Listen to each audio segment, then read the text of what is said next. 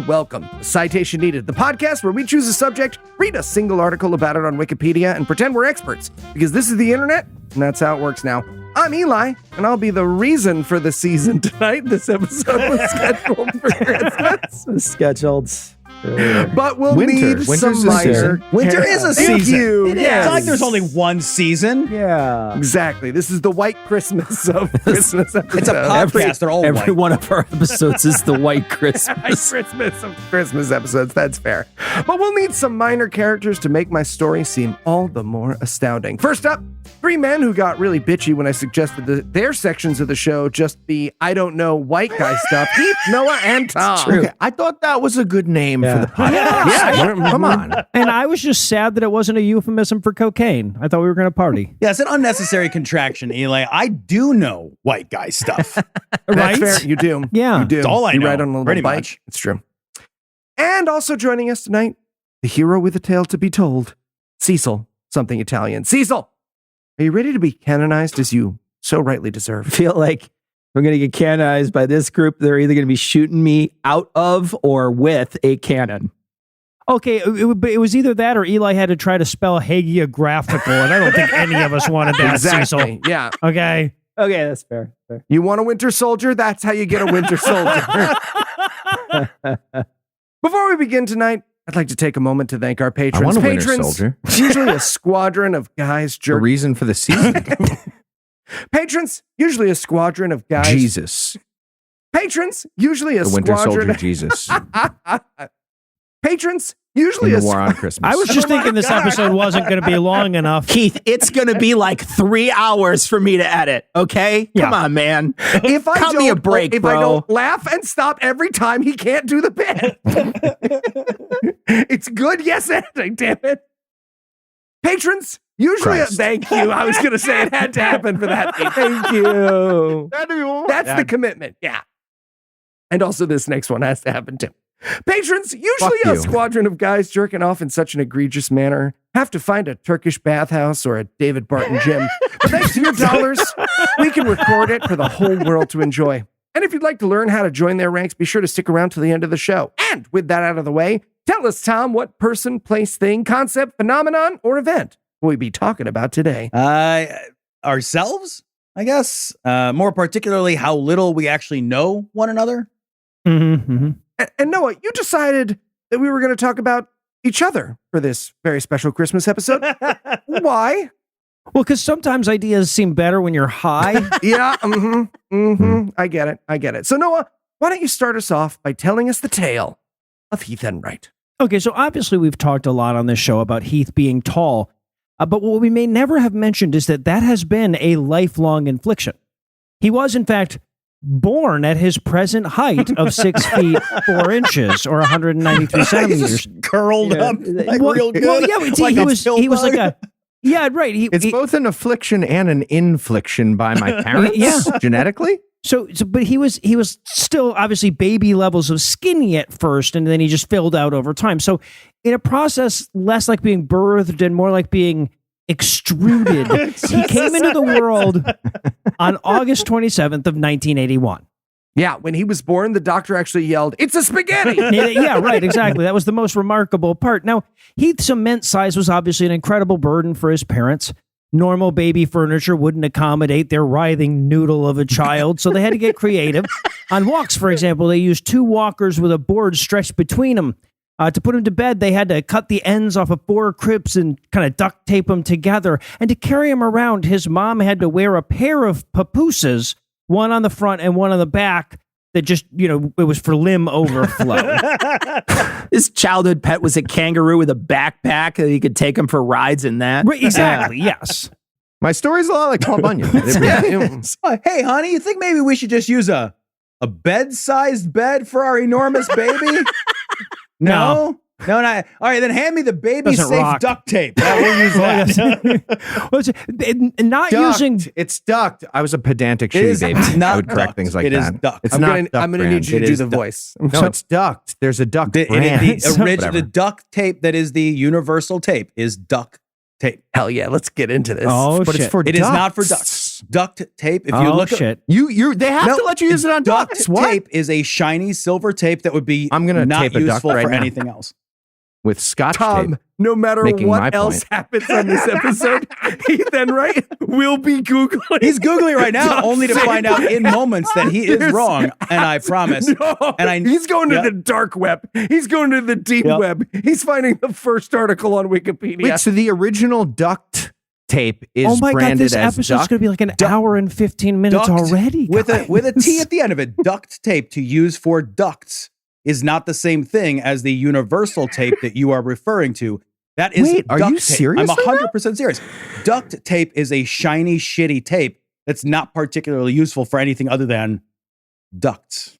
And it's not used I'm on ducts. furious. If you look at your HVAC system, you will not see what you think of as duct tape on your HVAC system. You'll see a shitty, shiny silver tape. Yeah. What? I'm 100% right. I've looked this up before because I corrected people. You sound so confident. Yeah, I corrected definitely have people this and found out wrong. I I'm was so wrong. mad. Yeah. Because I did the same thing you just did, and then I got told off. And I looked it up because I was like, no way that's true. This correction pays it forward. It's kind of amazing. Yeah. Yeah, there you go. Yeah. Yeah. So I was like a double shitty baby. I tried to do a pedantic correction that wasn't even That's right. I was right, like yeah. I was like emailing a podcast to my parents. It's not pooping if it's not from Kentucky. All right, so now I have to somehow steer this back to the prepared material. Holy I'm shit. tall. Go ahead. Yeah, Heath's tall. Heath's extreme tallness also came with a few health issues. For example, in order for baby formula to reach all the way down his giraffe-like neck, it had to be squirted with great force. Caliente. Right? Holy shit. It was Now- caliente. Now, unfortunately, aerospace engineer and former NASA employee Lonnie George Johnson would not invent the super soaker until 1989. So his dad. That's a fun fact. Yep, and so his dad had to fashion a makeshift bellows system to get Heath through those first few tenuous months of life. His extended digestive tract also required a far higher intake of fiber than was true for most kids, a problem his father rectified with a steady diet of surprise toothpicks secreted away in his food. The video of Heath's mom jumping on those milk bellows from the diving board never should have been cut from America's Funniest Home Videos. Bob Thank you. Saget was a coward. Yeah. Coward. She hit him with a wiffle ball bat right in the crotch. She did, yeah, he she was got kinda him. pissed about Fuck it. yeah, she did. Now, as Heath got older, it became Dave clear. Coulier was like, cut it. Now, as Heath got older, it became clear that he was only going to grow outward instead of upward, which came as a great relief to his parents. Keep in mind that they were mentally preparing to raise a 24-foot tall teenager. But he remained 6'4" as he aged, making his height progressively less awkward every year. Now, in his adolescence, he did make a habit of wearing trench coats everywhere in hopes that people would assume he was just, several kids trying to get into an R-rated movie. But by the time he reached about 14 years of age, it ceased to be an issue. Ceased to be teens in trench coats in the 90s, definitely not an issue. Okay, no, It was fine. I meant the height. Jesus Christ. I gotta take cover behind a desk from that joke. Jesus Christ. Jesus. So, no, Tom, I meant his height ceased to be an issue. His fashion choices would remain an issue far into the 2000s. Man. Okay, true story. My friend wore a trench coat to school the day after Columbine and got Jesus side Christ. tackled by security. Yeah. Crying blackface at the time. Now, as a teenager, Heath excelled at a number of sports, none of which were basketball, which we can all admit is weird. But Heath's dad was the type who believed his son should have a sport for every season because the alternative was spending time with him. So he spent his winters playing hockey, his springs playing baseball, his summers playing soccer, and his autumns playing Deardorkath, an ancient game of unknown origin that involves forcing larger and larger objects through smaller and smaller rings. I'm sorry, Heath didn't play football, and there are just no other autumn sports there. So Heath was also an excellent student. He made it all the way through high school without ever answering a question on a test incorrectly, or rather in a way he was willing to concede was incorrect. Sometimes the teacher Same thing. disagreed, but they were fucking wrong. It was duct tape, and technically his answer should have counted. But the teachers didn't disagree often, and so he went from high school to Williams College, where he would go on to graduate magna cum laude. Wow. Because this is a fictional biography. Oh, okay. Wait. Time out. I didn't realize we were allowed to lie about each other. Heath, I'm about to Venmo you a lot of money. I need you to look cool. at your phone. Is it for my birthday dinner that I bought 6 years ago when your card got declined? So that's cool. Okay. Thanks for that. Woof. Well, that was going to be the peak of my goddamn biography. Thank you for spoiling it. And as is true for so Eli, many of it us. didn't pop up. Now, of course, Phone is locked. as is true for so many of us, it was during his days in college that the most pivotal moment of his life occurred. I get it. Lots of people experiment in college.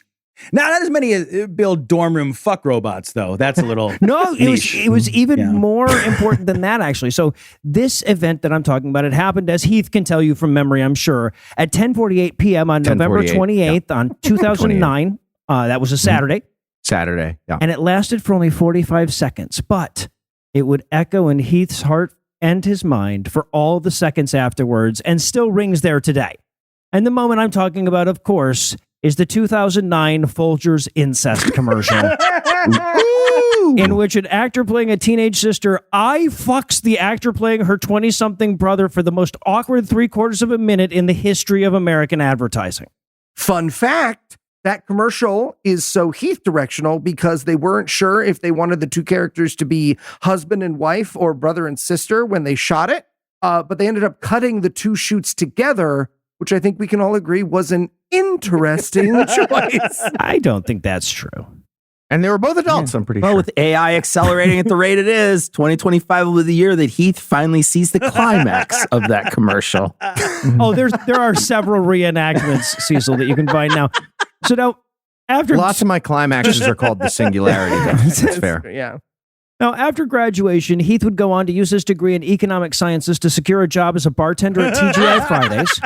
Because, well, he could see how fucked the economy was before the rest of us, and he's like, I might as well get a bartender money. He would then leave that job to take up a very promising career in the throwing around sacks of sand industry, which he would eventually give up for the somehow even less promising field of podcasting. A career move, no doubt, that seemed like a better idea at the beginning of this biography than it does at the end. Oof. All right, so Cecil, tell us about Tom. Wow. Going after Noah with something like this is pretty difficult, but I'll give it a shot. Okay.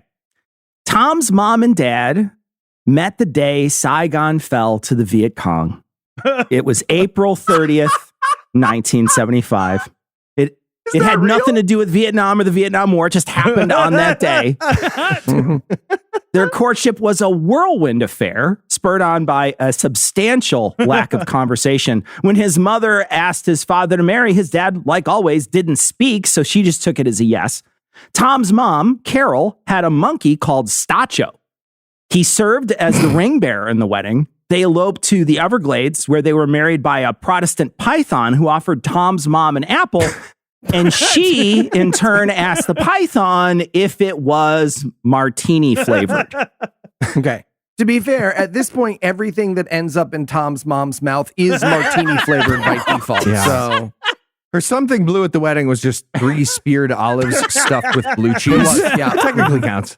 All right, this isn't fair. I had to make up fictional stuff for mine, Cecil. This is See, I know Tom a little better. Okay. Their marriage lasted 3 years. During that time, Tom's parents had 2 children and 3 conversations. The conversations were never about anything too deep. 2 were about the weather. The other was about where they should go to dinner. Tom was conceived during that one, everybody. Yeah. They called it a Denny's Grand Slam. It's pretty cool. Cool name.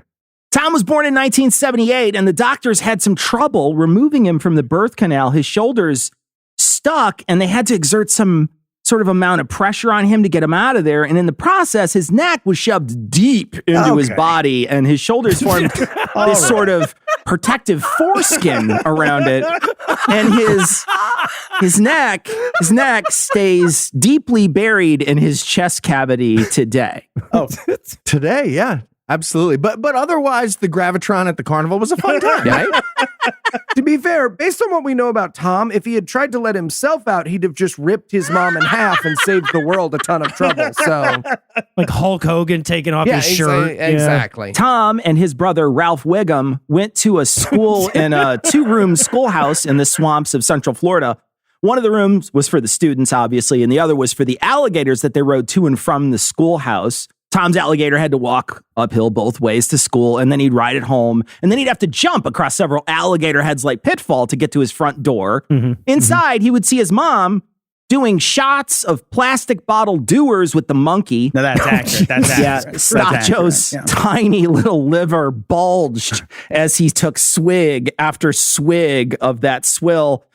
The monkey died a year later. But it died because it bit Tom and he tried to flush it down the toilet.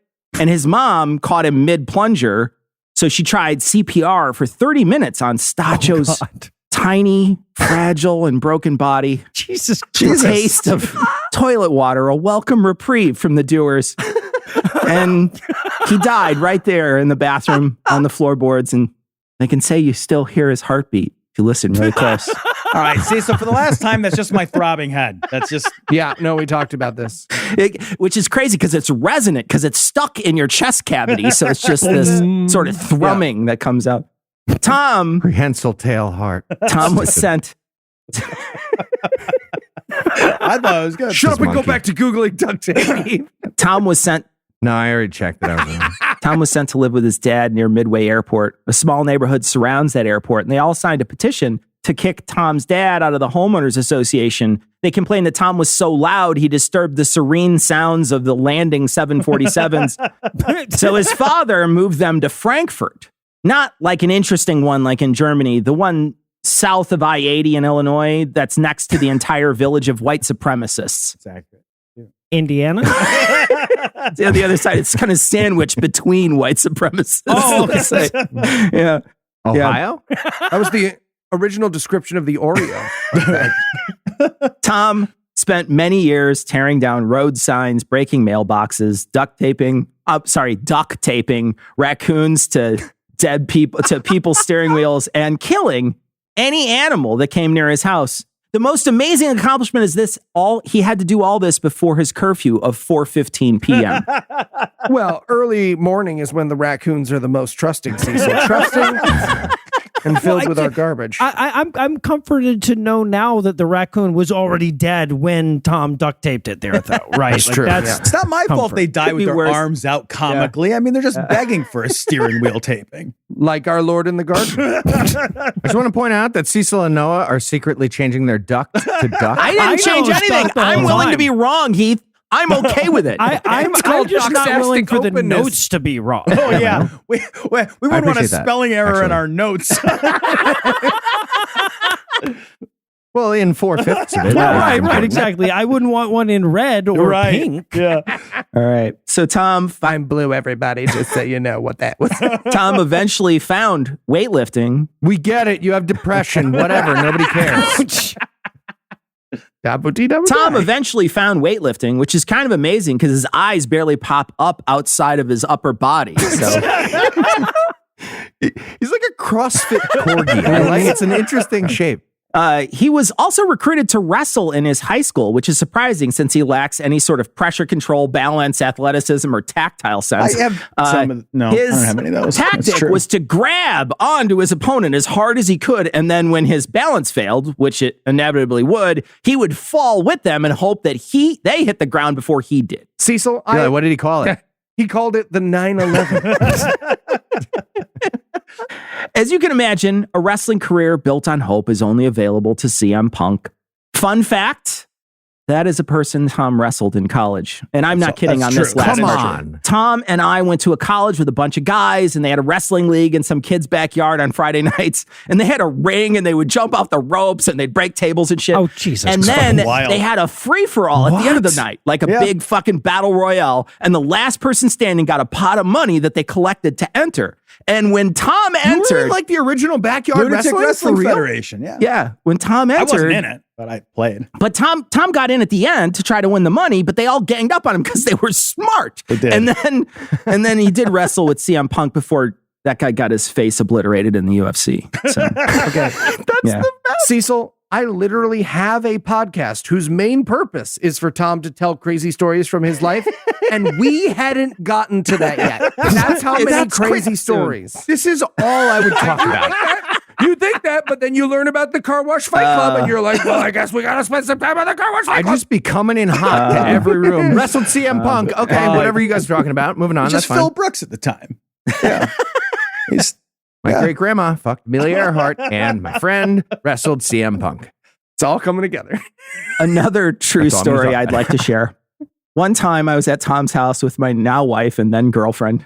Sarah came out of the kitchen and she saw Tom's brother, Ralph Wiggum, a much, much, much smaller and frail version of Tom. This is due to years of him losing food share battles at the dinner table. My wife asks who he is, but not in a normal way, guys.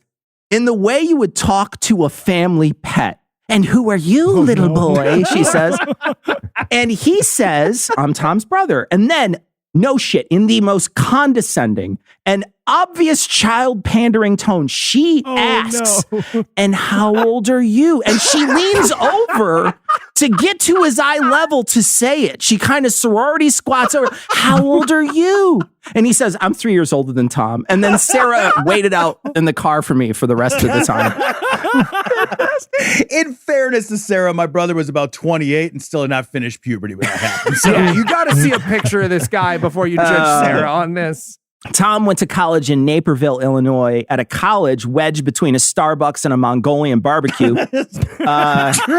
He studied English lit and minored in secondary education. He got a soul-crushing job after college and decided not to become a teacher because, well, he hates kids. Later, he would go on to have 2 kids and then find 2 more children and then start a podcast that exclusively talks about them.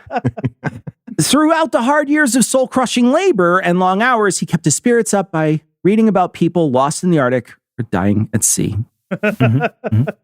All right. Well, while we reflect on just how many of the crazy parts of that story are true, we'll take a little break for some apropos of nothing. People dying of exposure as a kink is pretty awesome. you know, like Sure. they I get find it hard interesting. from freezing. I get hard my own way, you know, like From watching them. whatever. Amazing.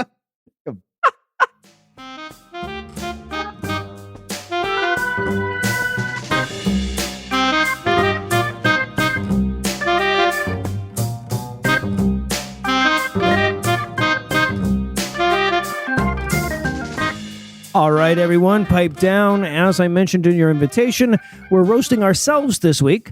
So we thought it would only be fair to you, the subject of our 400 plus episodes, to have a turn as well. So everybody come on up to the mic and do your thing.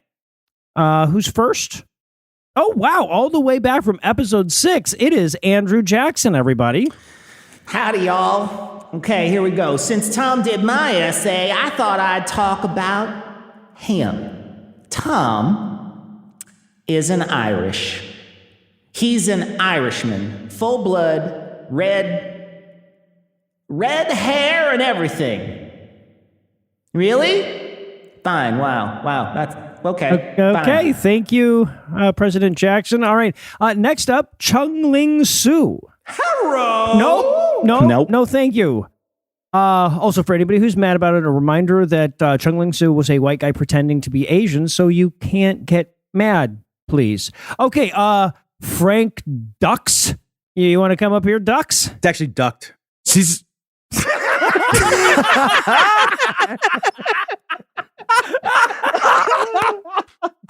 Bravo. Pretty sure that's not how it works with the tape. But anyway, Cecil's karate doesn't hold a candle to mine. And I'm not sure about that duct It tape does. thing. It does. The whole episode is that you are a liar. So I'm wrong about the duct tape too. Okay. I want to go. Sure. Action Park. What do you have? He threw up and pooped himself at the same time in me. I was there. Right. Thank you. Anyone else? Nope. I want to go. I'll go. Henry Ford. All right, Henry, come on up. What are you doing? Escalator is broken. No, Henry, those are stairs. You just walk. No, those are your hands. There you go. Is this the microphone? No, this is. This? What? Why would it look at my hands? Which hand? It's both hands. I'm holding it with both. You know what? I'll come to you. I'll come to you. Here, you got it. Got it. Okay, now talk. Tom is an Irish. Ha! Got him! Okay.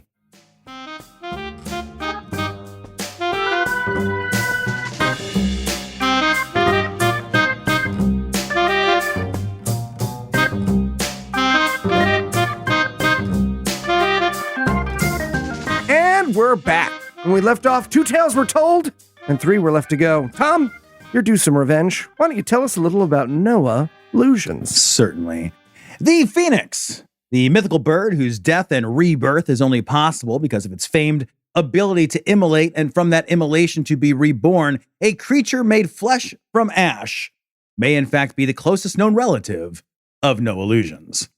Though little is known of his parents, it can be surmised with some degree of reasonable certainty that little Noah was perhaps not made flesh from ash, but rather from flesh was born the remarkable animated Ash that walks among us now. Confirm. He is Ash. And when he refers to his boomstick, that is just his bong, people.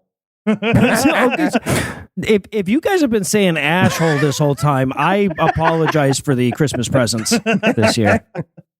Regardless of whether or not his origins were biological or mythical, what remains astonishing about his birth was that from the moment he left his mother's birth canal, before he even had words or was able to properly coordinate his limbs, baby Noah still managed to perform a rough pantomime criticizing the medical technique of the attending obstetrician. And while reports from the day are admittedly sketchy, the infant Noah was both technically correct and brutally acerbic in his clumsy critique. Yeah, if I could just hop in to correct you, wasn't what the pediatrician was expecting when he smacked Noah's ass, but it's what he got. It's what he got. The cold, harsh environment of the real world contrasted so starkly with the warm embrace of the gentle womb, a fact which Noah has never forgotten. His desire to retreat back into the fold of his mother's folds, perhaps igniting his long-standing love of Hot Pockets. Jesus Christ. I know these were always going to be kind of roasty, but you only like Hot Pockets because they remind you of your mom's vajooch takes it so I'd far. say in case so, we're yes. checking, yeah. It's the gray sleeve, right? Yeah, it's the... I think it's the gray It's sleeve. white. It's white on the outside. Guys, it is crazy that you can make Hot Pockets exponentially more gross by adding a motive, right? What the fuck? It's true. It's true. Things for baby Noah chugged along as you might expect for the first few years, until one day, when watching the black and white moving picture box his parents had just installed in their ramshackle home, Oh, okay. Noah first saw Bobo, the smoking chimp. Perhaps recalling his origins, perhaps recognizing the freedom the chimp embodied in his fearless nonchalance to social rules and mores, Noah saw in that chimp his own future, and he began his smoking habit at the tender age of 3 years old. Hey, Mo, pacifier's in the ashtray again. Well, that's how he likes it. Okay, you've come a long way, baby. That's a good slogan, actually, as it turns out. Yeah, it really worked, yeah. You won't go much farther, but you've come a long way. Keep the cough in. In school, Noah was a frightful Bobo was student. actually Tom's mom's chimp at first, and then became Noah's Lot of work, smoking yeah. chimp. Ooh. Did a lot of extra work. Stacho. Everyone's related. In school, Noah was a frightful student. Not a bad student, but literally a frightening student. While it was not unusual for precocious children to raise their hands frequently in class, Noah sat within the confines of his one-room schoolhouse, disinterested in the ramblings of the teachers he would later describe as, quote, no better educated or better able to educate than a dressed-up turnip. When he was called to the front of the class to answer some rudimentary question or puzzle, instead Noah would take to the front of the class, snatch the chalk from his teacher's trembling hands, and begin correcting the errors of grammar, logic, and judgment in the problems themselves. It wasn't long before groans of dismay would instinctively rise from the bellies of schoolmarms everywhere when they heard the prepubescent squeak of young Noah beginning an unasked-for soliloquy with, "Let me begin by rejecting the premise." By the age of 8, Noah declared himself both emancipated and graduated and struck out on his own. Yeah, when he walked across the stage at graduation, the principal handed him her diploma. No, actually redlined it and gave it back. It said, see me at the bottom. Ominous. So I called my 10th grade English teacher out for using the wrong form of principal on a classroom sign. And you know what, Miss McQuarrie? I stand by it. You were fucking wrong. She hung it up with duct tape. As most of the men and women of his generation did when needing to cross the vast expanses of a country as yet not entirely tamed, young Noah took to riding the rails.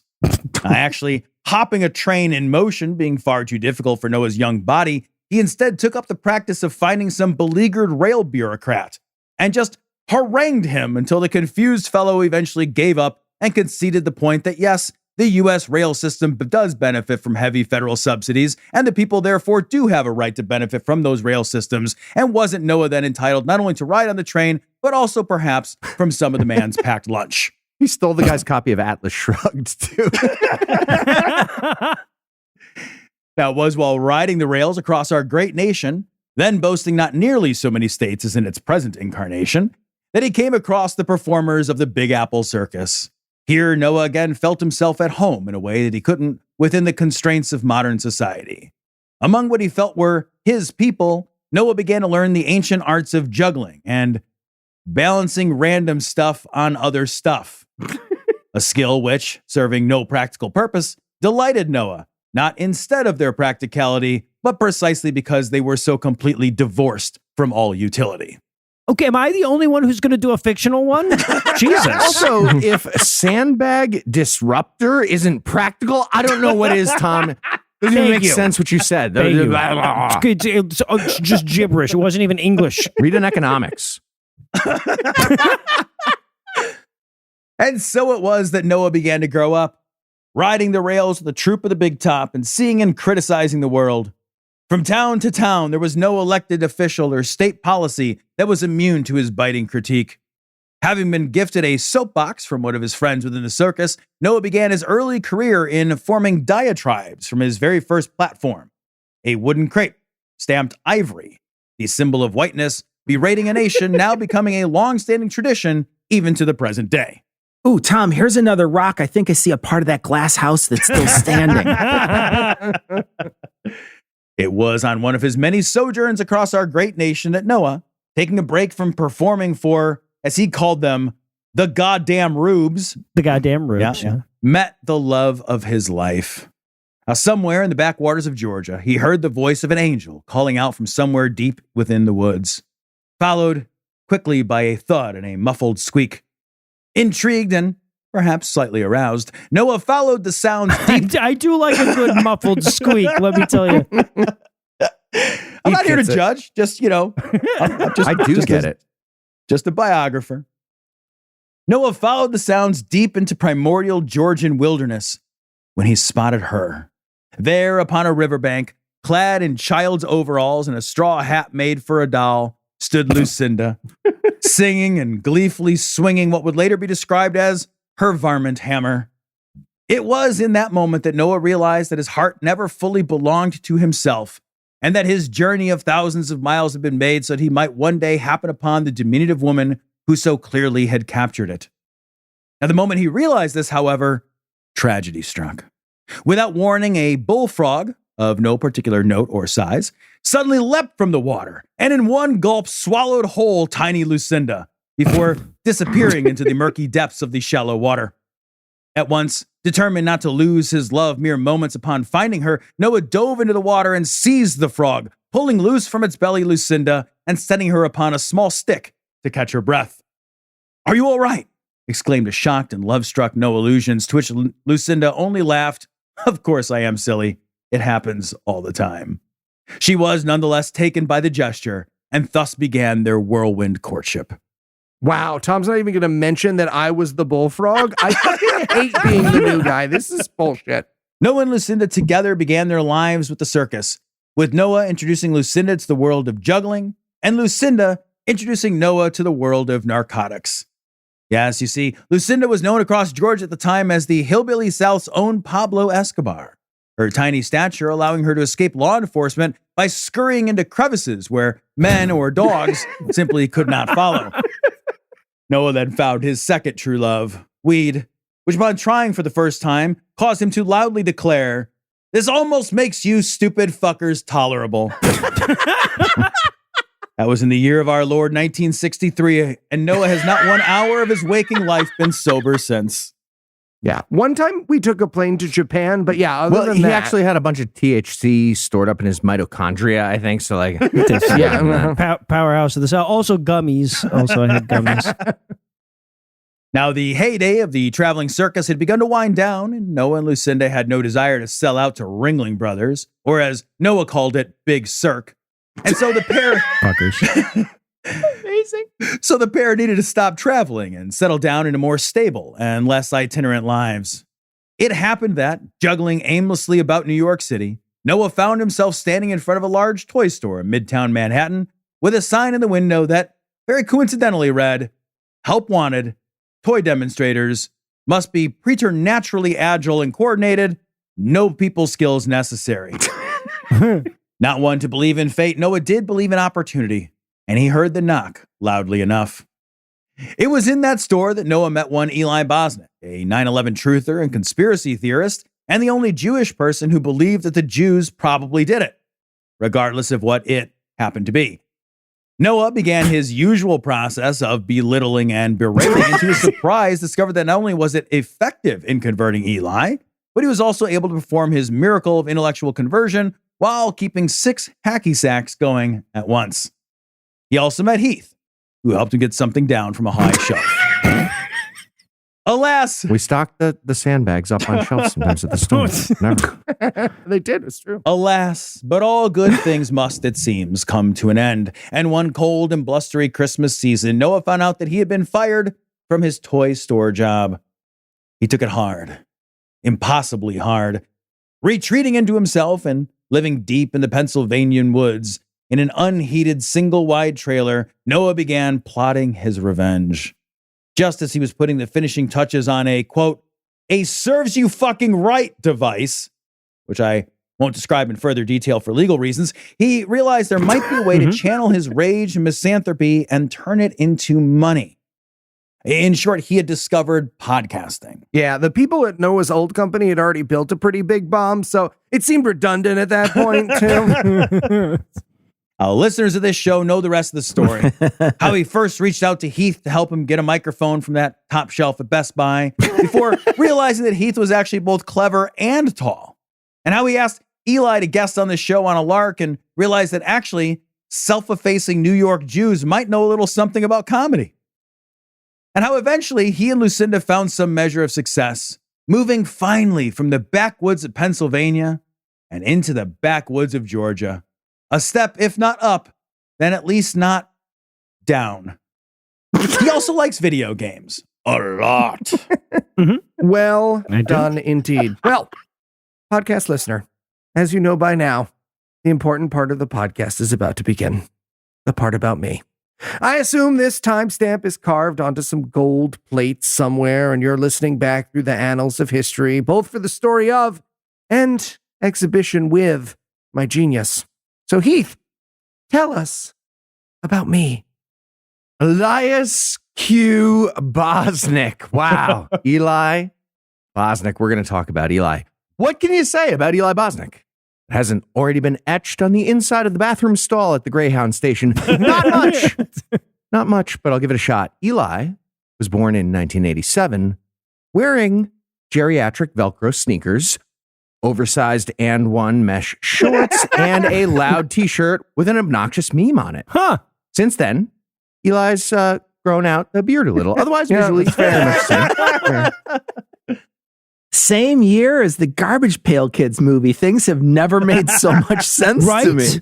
Yeah, young Eli just didn't realize that Junkie Jeff was not intended to be aspirational. Okay, but here's the thing. It's not that Eli wasn't a beautiful baby.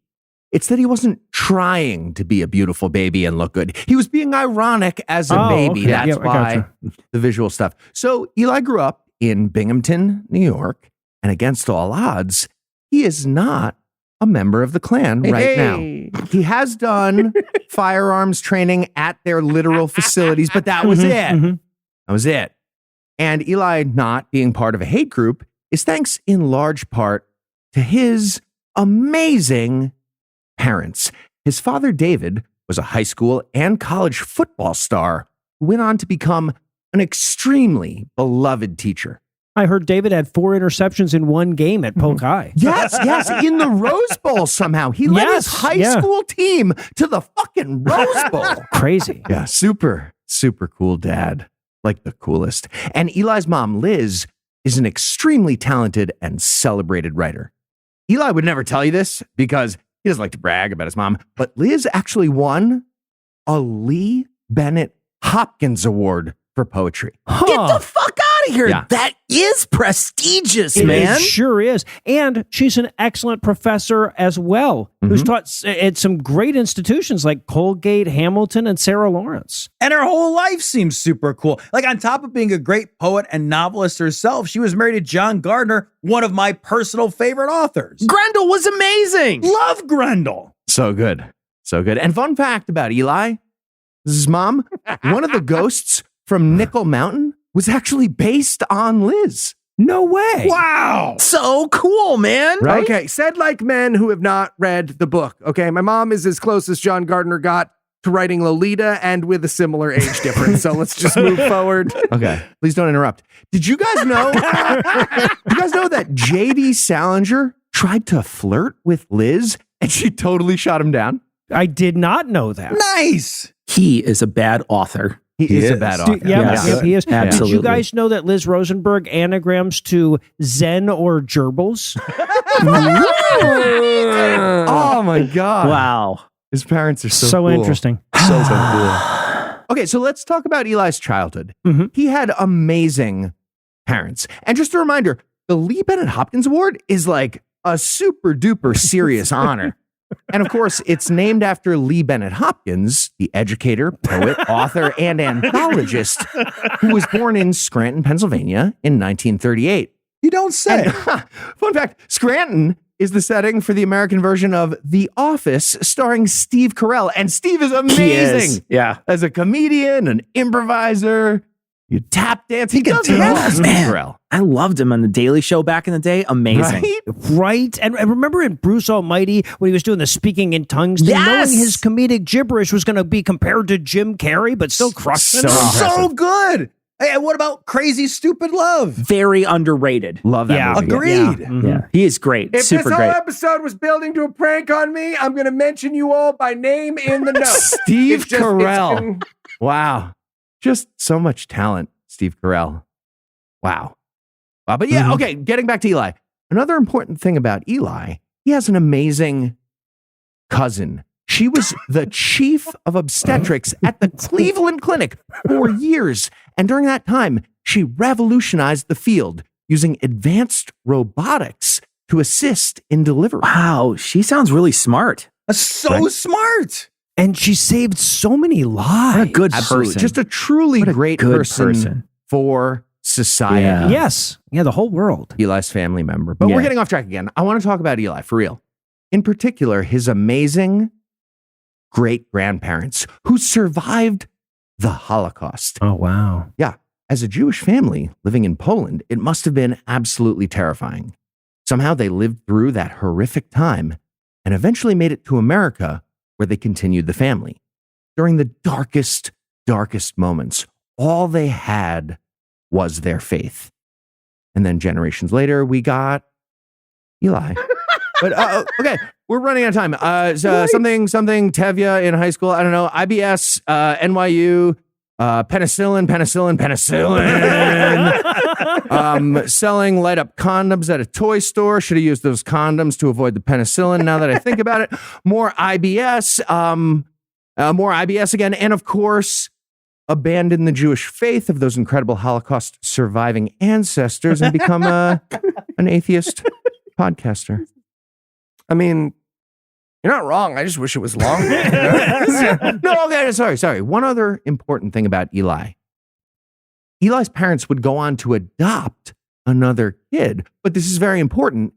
There's no official record of them saying, we're hoping to get, quote, a good one this time. That is just a rumor. All right, Heath. Short but sweet, like my revenge will be. Noted. Wait. Sorry. He also has a blog, or no, he had a blog, but like he had a blog. It's hard to get a blog. People, multiples. Anyways, that leaves us to the reason why we're all here. Nay, perhaps the reason this crazy dance called a universe began. The best friendship of Cecil something Italian and Eli Bosnick. But before there can be an eclipse, there must be two celestial bodies. You heard the brief story of my son. Now prepare for the moon, the yang to my yin, or, as you call it off in the way distant future, the Cecil to my Eli Bosnick. Cecil something Italian was born in Chicago or something. I don't know, but I do know he was born poor. As a child, he would often sit by drain pipes while things in his neighborhood exploded. That's true. There's from one such a sad spark- G.I. Joe. Yes. But from such a spark, greatness was made. Greatness in the form of Cecil something Italian. It says a lot about my childhood when someone can ask if I remember the refinery exploding and I have to ask which time. It was fine the first time, refined the second time. For it was on the rough streets of Chicago or maybe somewhere else that Cecil learned the blade, the switchblade of first, of course, the Tommyknocker, the butterfly knife, the rapier, and eventually the rapist. Jesus Christ, Eli Bosnick. So in our notes, there's space here for a joke. Thank you, But, Tom. Thank you for jumping on that. Certainly space there for a joke. Soon, none could match Cecil's blade. The sound of his shoes made of food stamps on the cobblestone streets of Chicago or maybe somewhere else made his fellow Dickensian orphans flee in terror. Yes, his own sword teacher, Mandy Patinkin, who once famously said, I think it would be a good idea for me to do a one-man show about Anne Frank starring me in a puppet of Anne Frank. But despite his skill, Cecil struck him down, shedding the only tear he would ever cry in the process. I used that Anne Frank puppet as an offhand parry device for many years. Good, wholesome times. Cecil was so good, guys. He could sword fight a guy with one hand while making the puppet sword fight that guy's dog with the other. It was pretty crazy shit. It's true. There's video. Due to his terrible, horrible, disgusting poverty, Cecil, or as he was known at the time, El Tigre, ate only rocks and pebbles until the age of 16 when, rifling through a dumpster, he met a rat with a dream to cook. Through a series of wacky happenstances cataloged in the documentary Ratatouille, Cecil went to cooking school where he met Tom Curry, who was studying English. Studying English. Yeah, you just boil the food. English is a really easy department at culinary school. You just boil everything. Done. Yeah. Yes. There were so many of us English majors coming out of the culinary at the time. Yeah. When at last Cecil had won the heart of the food critic, he knew he was ready to dive headfirst into the world and give the gift of himself to the masses. So he did the thing he did best. He stabbed that rat in the heart at midnight on Halloween, breathed in that rat's last breath out at exactly midnight, and gained all his cooking knowledge. Some say he still has that rat's affection for cheese to this day. Right. And then he mentored those turtle ninjas. It's a cool story, but tell us about Cecil and I shall, Heath. I shall. You see, every Lone Ranger needs his Tonto. Every Batman needs his Robin. And also some examples where the two aren't fucking.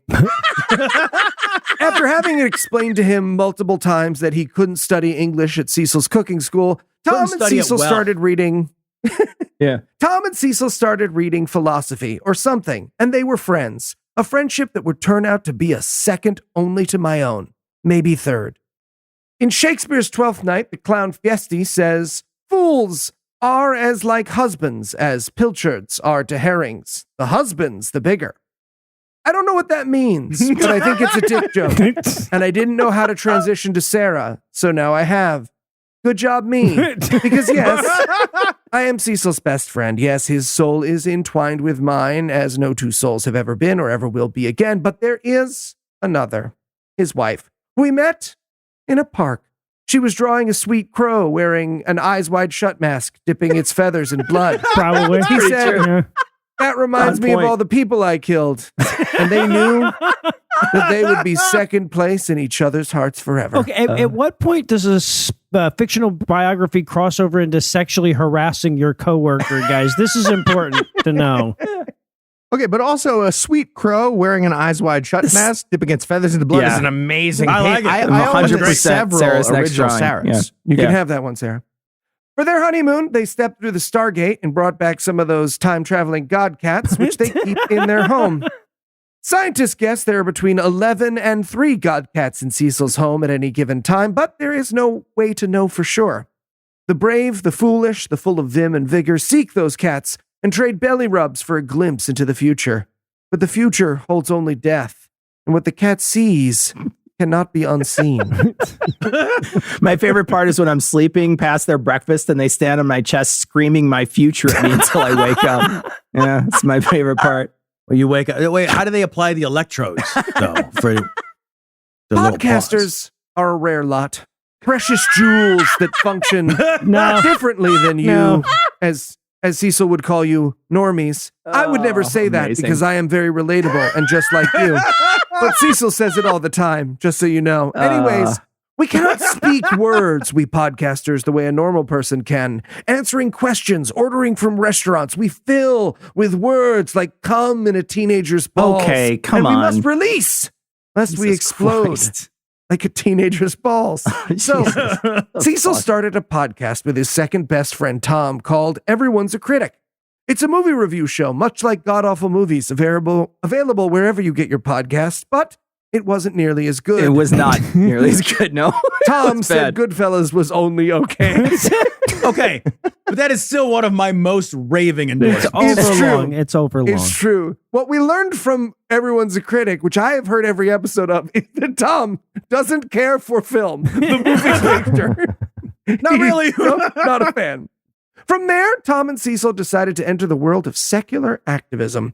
Podcast atheism looked so different back then than it does today. There was Hinkerpunk Kerchow, Hickory Hour, the Bible Belt something, the Unholy Whatever, and also Tom and Cecil. Seth Andrews was still Christian and Hemant Mehta was still a math teacher. So being the only atheist podcast that spoke fluent English was a great benefit to Tom and Cecil. And soon they soared to the top of the chart.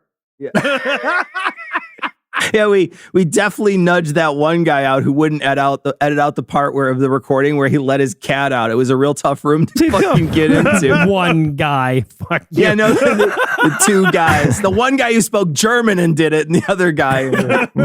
Eli actually had a show back then. I think it was called Mouth Noises Before Every Sentence, but it was in a different category. So it wasn't really exactly. Spoken like a man who edits me. But then, as you've heard so many times today, a miracle happened. Heath and Noah started a podcast so that I could eventually be on it. And with that promise on their lips, they were raised from the obscurity of the honky-tonk Bible squonk, where they shared the spotlight of cognitive dissonance. And then, an episode of Be Reasonable, so hilarious that it would lead to the very program to which you listen. But none of that matters. None of these people matter. Because then I arrived. God, by which I mean that guy from Alibaba, reached down and smote Toys R Us, leaving my tremendous genius without an outlet. Heath and Noah came to me on bended knee and whispered, Okay. "Lend us your genius." And I said, "Sure." Yeah, okay. So we were actually bending down to put $1 in Eli's hat at Washington Square Park.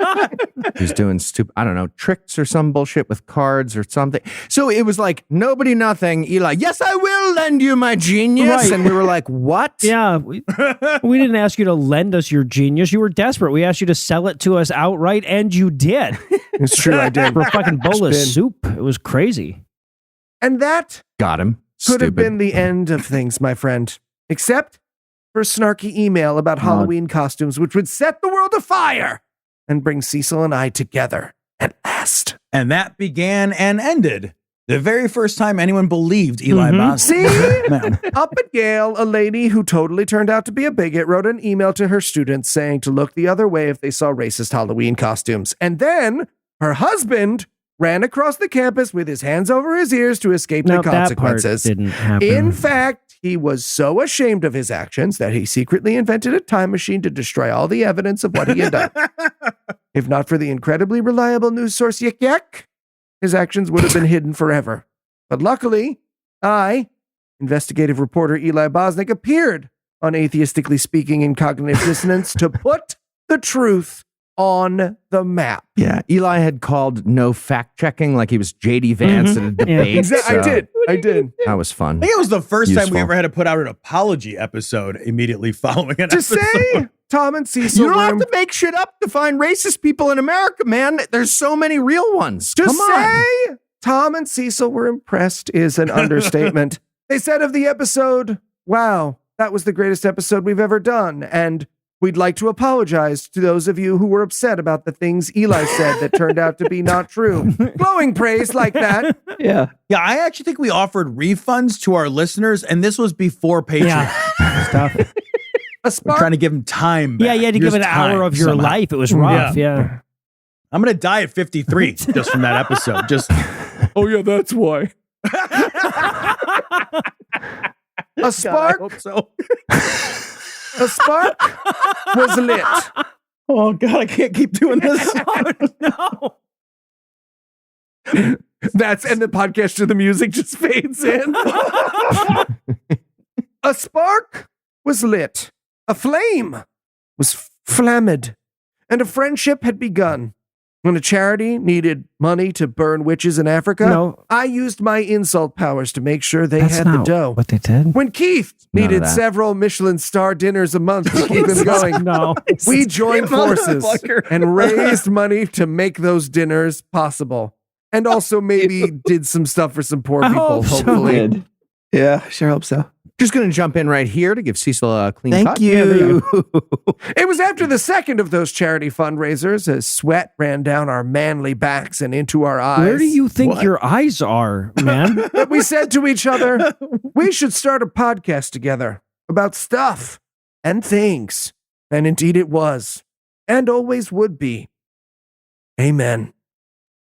All right, Noah, you brought this monstrosity upon us. If you had to summarize what you've learned in one sentence, what would it be? This was a terrible mistake, and I've ruined 2025 already. Sorry. Fair enough. All right, Noah, are you ready for the quiz? Sure, I guess so. Why not? Cecil, what is your favorite thing about me? It's an essay question. I Cool. thought I Just was going to jump in right here for you, Cecil. Oh, thanks. Appreciate it. Clean cut. Okay, Noah, which of the following is the most tragic element of today's discussion? A, Tom competing for his mother's love with an alcoholic monkey. Uh-huh. I lost. B, my complete lack of any distinctive quality ever. That's fun. C, one of Cecil's recurring childhood nightmares of an oil refinery explosion was actually a real oil refinery explosion happening next to him again. Or D, Eli's understanding of his relationship with Cecil. God, that's a tough one because they're all pretty fucking tragic. I'm going to go with secret answer E, the fact that I didn't even make it into this fucking question. So That was correct. Okay. I do have one about Eli, everybody. So let me just do this. We all know Eli's penchant for lying about pretty much everything. So with that in mind, what is his favorite TV show as a kid? A, Misleading Rainbow. B, Spurious George. C, George. My Little Phony. Or D, Schmuck Tales. oh, no, it's got to be D, Schmuck Tales. It's got to be. 100%. Oh. All right. Well, Cecil talked about me last, so he wins. All right, well, let's I bet it was a get a compliment. Noah essay again. Yeah, I All should right, do well. some kind of penance for bringing this shit upon the world. I get it. All right. Well, for everyone that isn't me, and also me, I'm me. Thanking you for hanging out with me tonight. We'll be back next week, and by then, we'll do a show like normal again. Between now and then, you can hear me on Dear Old Dad, Scathing Atheist, God Awful Movies, D&D Minus, The Skeptocrat, and even a couple episodes of Cognitive Dissonance. Those aren't up anymore. Those other guys. And if you'd like to help keep the show going, you can make a per episode donation at patreon.com/citationpod or leave us a 5-star review everywhere you can. And if you'd like to get in touch with us, check out past episodes, connect with us on social media, or check the show notes. Be sure to check out citationpod.com. And hey, Cecil, Merry Christmas. This episode comes out at the beginning of January, man. Fuck you guys, okay? Your mom is such a good writer. Such a great Really, writer. Lee Really Bennett is. Hopkins. It's like you don't even care about exploration. I do. I just find what happened along the way funny. Oh, so frostbite is funny to you? I mean, yeah, very funny. Tom, we're starting the roast back up. Are all the explorers done yelling at you? Yeah, I think they're done. I Didn't think. make any difference. So mean. So I mean. ate my own toes. You don't see how that's funny? No.